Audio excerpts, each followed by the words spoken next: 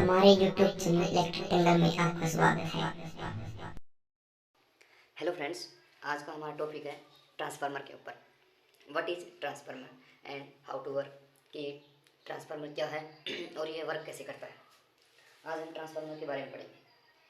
Transformer क्या है? यह एक ऐसा स्थिर उपकरण है। ट्रांसफार्मर एक ऐसा स्थिर उपकरण है जो वोल्टेज को घटाया बढ़ा सकता है और जिसकी फ्रीक्वेंसी में कोई परिवर्तन या बदलाव ना आए, उसे हम ट्रांसफार्मर कहते हैं। यानी जो वोल्टेज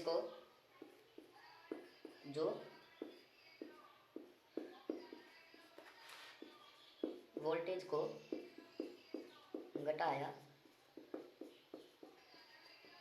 बढ़ा सकता है, उसे हम ट्रांसफार्मर कहते हैं। जो वोल्टेज को घटाया बढ़ा सकता है उसे हम ट्रांसफार्मर कहते हैं। अब ट्रांसफार्मर वर्क कैसे करता है और उसके कौन कौन से पार्ट हैं, किस पार्ट का क्या काम है, इसके बारे में हम डिटेल में पढ़ेंगे। सबसे पहले मैं आपको बता दूं, ट्रांसफार्मर हमारा म्यूचुअल इंडक्शन पर कार्य करता है। म्यूचुअल इंडक्शन ट्रांसफार्मर हमारा म्यूचुअल इंडक्शन पर कार्य करता है। म्यूचुअल इंडक्शन क्या है? अब हमें ये बताना चाहिए कि म्यूचुअल इंडक्शन क्या है। इंडक्शन क्या होता है? इंडक्शन इंडक्शन होता है जब किसी भी कंडक्टर को, कोई भी कंडक्टर है, मान लीजिए हम एक वायर लेते हैं, ये कॉइल ले ली या कोई वायर ले ली, ठीक है, कॉइल, हमने एक कॉइल ले ली और इसके अंदर हम वोल्टेज देते हैं, सप्लाई जोड़ते हैं इसके अंदर हम, ठीक है, इसके अंदर हमने सप्लाई जोड़ दी, न्यूट्रल फेज सप्लाई जोड़ दी। तो जब इसके अंदर सप्लाई जाएगी तो ये अपने चारों तरफ ऐसे मैग्नेटिक फील्ड बनाएगा। एक क्षेत्र में ना ऐसे मैग्नेटिक फील्ड बनेगी। मैग्नेटिक फील्ड जहाँ तक ये इसके एक क्षेत्र बन जाएगा, यहाँ तक मैग्नेटिक फील्ड। जब हम किसी कॉइल के अंदर या किसी कंडक्टर के अंदर, कोई भी कंडक्टर है, जब हम उसके अंदर ये न्यूट्रल फेज देंगे, सप्लाई देंगे, तो उसका एक क्षेत्र बन जाएगा, मैग्नेटिक क्षेत्र। और जब हम कोई भी कॉइल जब इस मैग्नेटिक क्षेत्र में लेके आएंगे, जब ये इस मैग्नेटिक क्षेत्र के अंदर आएगी तो इसके अंदर भी मैग्नेटिक फील्ड उत्पन्न हो जाएंगी। इसके अंदर भी मैग्नेटिक फील्ड उत्पन्न हो जाएंगी। तो जो ये मैग्नेटिक फील्ड इसके अंदर उत्पन्न हुई है एक कंडक्टर से दूसरे कंडक्टर में, जब किसी कंडक्टर को मैग्नेटिक क्षेत्र में रखा जाता है तो उसमें भी मैग्नेटिक उत्पन्न हो जाता है, जिसे हम इंडक्शन कहते हैं। इसे हम इंडक्शन कहते हैं। इंडक्शन क्या है? जब किसी मैग्नेटिक कॉइल को, ये मैग्नेटिक क्षेत्र है इसका, और इसके अंदर, इस क्षेत्र के अंदर हम किसी कॉइल को रखेंगे या किसी कंडक्टर को रखेंगे तो उसके अंदर भी मैग्नेटिक फील्ड उत्पन्न हो जाएंगे, जिसे हम इंडक्शन कहते हैं। और ट्रांसफार्मर हमारा म्यूचुअल इंडक्शन पे कार्य करता है, म्यूचुअल इंडक्शन पे। इसके बाद है, ये तो हमें पता लगा कि म्यूचुअल इंडक्शन पे कार्य करता है। और इन दोनों कॉइलों के बीच का जो म्यूचुअल इंडक्टेंस होता है ना, इन दोनों कॉइल के बीच का जो म्यूचुअल इंडक्टेंस होता है, इन दोनों के कॉइल के बीच का म्यूचुअल इंडक्टेंस, उसे हम हेनरी कहते हैं, एक हेनरी। और इलेक्ट्रिक इंडक्शन होता है, तो इलेक्ट्रिक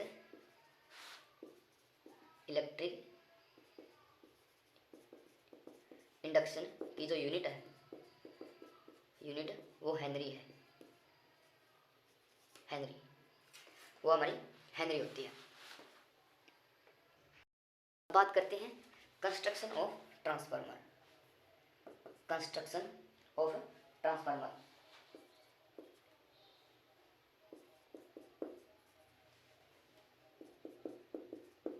कंस्ट्रक्शन ऑफ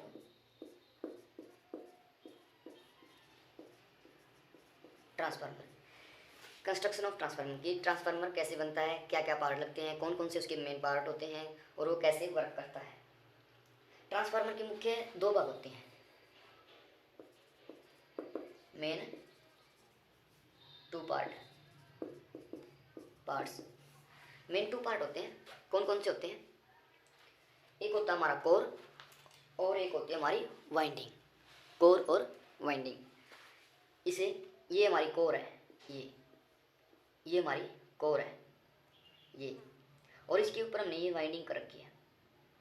ये हमारी प्राइमरी वाइंडिंग है और ये हमारी सेकेंडरी वाइंडिंग है। ये जो कोर है और ये जो वाइंडिंग है, यही इसके ट्रांसफार्मर के सबसे मेन पार्ट होते हैं, दो पार्ट जिस पे पूरा ट्रांसफार्मर डिपेंड है। अब हमारी जो ये कोर है, यह कोर हमारी सिलिकॉन स्टील लैमिनेशन की बनाई जाती है। एक पत्ती होती है, ये जो हमारी ये कोर है वो पत्तियों से बनती है, एक एक पत्ती को जोड़ा जाता है। जैसे ये पत्ती एल टाइप होती है, एल टाइप पत्तियों को आपस में जोड़ा जाता है, जैसे एल और एक इस तरफ से एल, तो ये ऐसे जुड़े गए तो ये आयत के आकार का बन जाता है हमारा, ये ऐसे। और इसके ऊपर ही ऐसे हमारी वाइंडिंग होती है ऐसे। ये हमारी सिलिकॉन स्टील की बनी होती है पत्ती, एक एक पत्ती को जोड़कर एल टाइप पत्ती होती है। इनको हम एक एक पत्ती को लेमिनेशन के साथ लेमिनेशन करते हैं, इसके ऊपर लेमिनेट होती है ये सिलिकॉन स्टील की, जिससे एडी करंट और हिस्टेरिसिस लॉस कम होता है। प्रत्येक कोर की लेमिनेशन वार्निश दोनों तरफ से होती है, जैसे दो साइड होती है ना किसी भी चीज़ की, ये ऐसे दो साइड है इसकी, एक ये वाली है, इसकी बैक साइड वाली है, तो इन दोनों को ना लेमिनेट करते हैं। इन दोनों को दोनों तरफ से लेमिनेशन वार्निश के द्वारा दोनों तरफ से इंसुलेट करते हैं, इसको इंसुलेट किया जाता है पत्ती को, और एक एक पत्ती को जोड़कर हमारी कोर बनती है।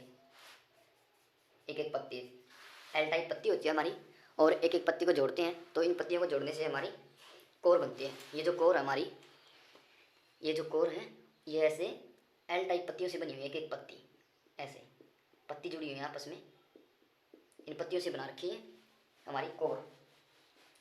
जो इंसुलेट किया जाता है, लेमिनेशन की मोटाई है जो इसके ऊपर लेमिनेशन की जाती है हर एक पत्ती के ऊपर, जो ये एल टाइप पत्ती होती है हमारी ऐसे ऐसे, ये जो एल टाइप हमारी पत्ती है इसके ऊपर जो लेमिनेशन की जाती है, उस लेमिनेशन की जो मोटाई होती है वो हमारी 0.35 mm से 0.5 mm तक होती है। यानी जो लेमिनेशन की जो मोटाई रखी जाती है वो 0.35 mm से 0.5 mm तक होती है। और कोर का काम मैग्नेटिक फ्लक्स को आसान रास्ता प्रदान करना होता है। कोर के जिस भाग पर वाइंडिंग की जाती है उसे हम लिम्ब कहते हैं। जैसे इसका कोर का काम क्या होता है, कोर का काम है कि जो मैग्नेटिक फ्लक्स बनता है हमारी वाइंडिंग के अंदर, जो फ्लक्स बनेगा, मैग्नेटिक फ्लक्स बनेगा, मैग्नेटिक फील्ड बनेगी, तो उसको आसान रास्ता प्रदान करना होता है।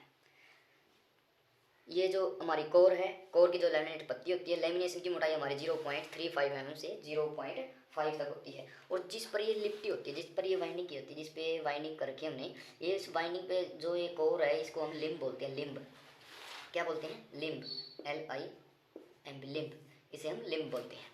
ये जैसे इसके ऊपर कर रखी है हमने वाइंडिंग, मान लीजिए इसके ऊपर वाइंडिंग कर दी तो ये हमारी लिम्ब है, ये हमारी लिम्ब होती है, इसे हम लिम्ब कहते हैं, इसे हम लिम्ब बोलते हैं। और जो ये भी लिम्ब है, ये भी लिम्ब है। और जो वाइंडिंग जाती है वो एक दूसरे के आमने सामने की जाती है, आमने सामने वाले लिम्ब के ऊपर की जाती है। इसको हम प्राइमरी वाइंडिंग बोलते हैं, प्राइमरी वाइंडिंग। और ये सेकेंडरी वाइंडिंग,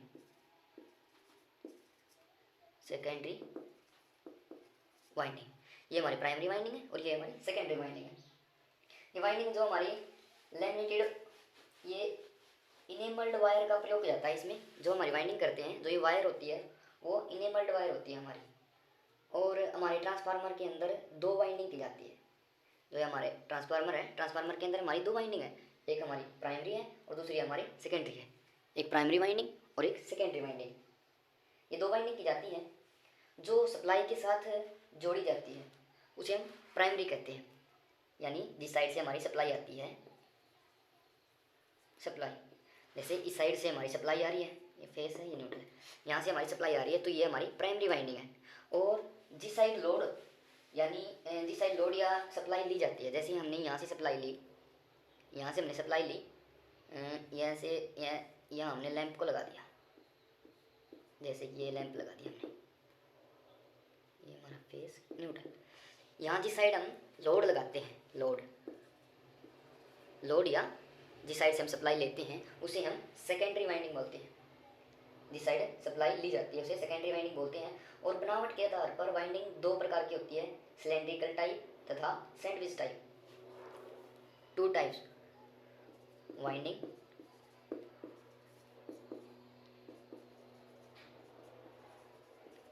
बनावट के आधार पर हमारी वाइंडिंग दो प्रकार की होती है। एक हमारी सिलेंड्रिकली टाइप होती है और दूसरी हमारी सैंडविच। नंबर एक सिलेंड्रिकली।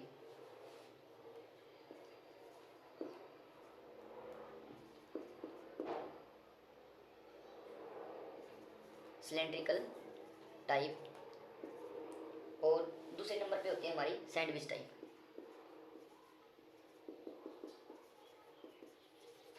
सैंडविच टाइप ये हमारी दो प्रकार की वाइंडिंग होती है। वाइंडिंग के आधार पर दो प्रकार की, सिलेंड्रिकली टाइप तथा सैंडविच टाइप। अब सिलेंड्रिकली टाइप कौन सी होती है और सैंडविच टाइप कौन सी होती है? सिलेंड्रिकली कौन सी है? सिलेंड्रिकल टाइप होती है हमारी जैसे सिलेंडर के आकार की, मतलब कि गोल, ये गोल होती है हमारी। जैसे हमारी ये कोर है, ये हमने कोर बना दी और जिस पर ये ऐसे गोल ऐसे लपेट जाती है ना, ऐसे ऐसे ऐसे राउंड में, ऐसे राउंड में, तो इसको हम सिलेंड्रिकल टाइप बोलते हैं। ये हमारी सिलेंड्रिकल टाइप होती है।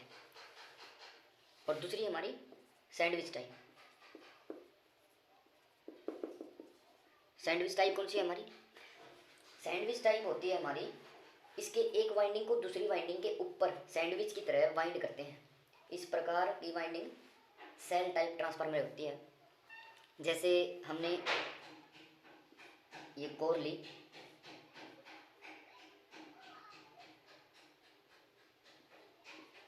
ये हमने कोर ली, तो हम यहाँ पर इस पर वाइंडिंग करते हैं ये ऐसे। जैसे हमारी ये प्राइमरी वाइंडिंग होगी, प्राइमरी। अब जो सेकेंडरी वाइंडिंग है वो इसके ऊपर ही लपेट जाती है। इसको हम इससे कॉटन से या किसी से ऐसे लेमिनेट करते हैं जिससे कि ये आपस में शॉर्ट ना हो।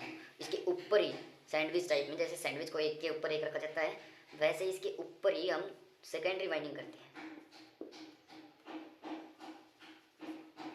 सेकेंडरी वाइंडिंग, तो इसको हम सैंडविच टाइप बोलते हैं। ये हमारी सैंडविच टाइप है। और सिलेंड्रिकल टाइप ये ऐसे राउंड में होती है और ये आमने सामने होती है। इसको हम सिलेंड्रिकल टाइप बोलते हैं और इसको हम सैंडविच टाइप, जो एक वाइंडिंग के ऊपर दूसरी वाइंडिंग की जाती है, उसे हम सैंडविच टाइप बोलते हैं। और यह हमारी सेल टाइप जो ट्रांसफार्मर होता है, सेल टाइप जो ट्रांसफार्मर होता है, उसके अंदर ये यूज की जाती है हमारी सेल टाइप वाले ट्रांसफार्मर में। अब जब हम प्राइमरी वाइंडिंग में जब हम इसमें अपने सप्लाई देते हैं, जैसे अपने ये एसटी टर्मिनल हैं, हाई टेंशन टर्मिनल हैं। हाई टेंशन टर्मिनल होते हैं जो हमारे 440 वोल्ट से, अब वो 440 से ऊपर की जो हमारी वोल्टेज होती है उसे हम एसटी लाइन यानी एसटी टर्मिनल है हमारे, उससे ऊपर की जो वोल्टेज है उसे हम एसटी बोलते हैं। और ये एलटी टर्मिनल यानी जो 440 से कम वोल्टेज होती है उसे हम एलटी बोलते हैं, यानी लो टेंशन और हाई टेंशन। लो टेंशन यानी हमारी ये 440 या 440 से कम है और ये हमारी 440 से अबो या ऊपर, उनसे ऊपर है, तो इसे एचटी टर्मिनल। ये हमारी प्राइमरी वाइंडिंग। यहाँ से जब हम सप्लाई देते हैं तो इसमें मैग्नेटिक फ्लक्स बनता है, मैग्नेटिक फील्ड उत्पन्न होती है। जैसे ही मैग्नेटिक फील्ड होती है, ये मैग्नेटिक फील्ड ऐसे काम करती है मैग्नेटिक फील्ड, तो ये मैग्नेटिक फील्ड यहाँ तक जाती है कि ये इस जो हमारी ये सेकेंडरी वाइंडिंग है, इस वाइंडिंग के अंदर यहाँ तक ये इसके क्षेत्र, जो इसका क्षेत्र है प्राइमरी वाइंडिंग का, ये जहाँ तक उसका क्षेत्र है उसके अंदर ही हम सेकेंडरी वाइंडिंग को रखते हैं। अब जब सेकेंडरी वाइंडिंग इसके क्षेत्र में आएगी, मैग्नेटिक फील्ड के क्षेत्र में आएगी, इलेक्ट्रोमोटिव फोर्स ईएमएफ जब इसके अंदर इंड्यूस्ड होगा यानी पैदा होगा ईएमएफ, तो ये इसका मैग्नेटिक क्षेत्र बन जाएगा। मैग्नेटिक क्षेत्र के अंदर जब हम सेकेंडरी वाइंडिंग को रखेंगे तो इसके अंदर भी मैग्नेटिक फील्ड उत्पन्न हो जाएगी। जब इसके अंदर मैग्नेटिक फील्ड उत्पन्न होगी तो इस साइड भी सप्लाई यानी इस साइड भी वोल्टेज उत्पन्न हो जाएगी। और हम कितनी हमें वोल्टेज निकालनी है, जैसे यहाँ हमारी हाई टेंशन है, यहाँ हमारी लो टेंशन निकालनी है, तो हम वाइंडिंग की जो टर्न है उनको हम कम करेंगे। जगह यदि हम उनको कम करेंगे तो हमारी वोल्टेज कम आएगी, अगर हम ज़्यादा करेंगे तो हमारी वोल्टेज ज़्यादा निकलेगी। ये हमारी जो सेकेंडरी वाइंडिंग है उसकी टर्न के ऊपर डिपेंड करता है और इसका रेशो होता है, ट्रांसफार्मर का रेशो निकालते हैं और उसी के हिसाब से पता लगता है कि हमें कितनी आगे सप्लाई लेनी है। ठीक है, अब बात आती है हमारे ट्रांसफार्मर प्रोटेक्टिव डिवाइस। जो हमारा ट्रांसफार्मर है, ट्रांसफार्मर के अंदर हमने क्या क्या प्रोटेक्टिव डिवाइस लगाए गए हैं जो इसकी मतलब इसको ख़राब होने से या जलने से या इसको जो नुकसान होने से बचाते हैं, उसके अंदर हमने क्या क्या प्रोटेक्ट लगा रखा है।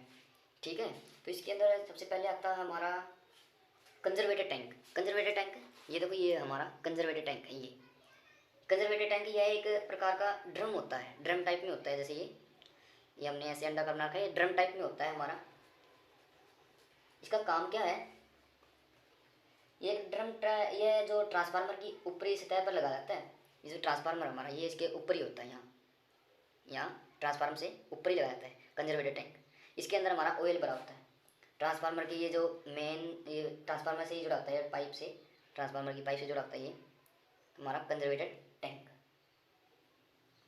इसका काम क्या है, यह एक पाइप के द्वारा ट्रांसफार्मर के मुख्य तेल के टैंक से जुड़ा होता है। ये तेल का जो मुख्य टैंक हमारा इससे जुड़ा होता है, ये मुख्य टैंक से एक पाइप के द्वारा, ये जो पाइप दे रखी है ना यहीं से, इसको हम मुख्य तेल टैंक से जोड़ते हैं, जो लगभग आधे से कुछ अधिक तेल से भरा होता है। ये देखो जैसे इसको ना हम आधे से थोड़ा ज़्यादा भरते हैं, ये यहाँ तक भरा हुआ ना, आधे से ज़्यादा।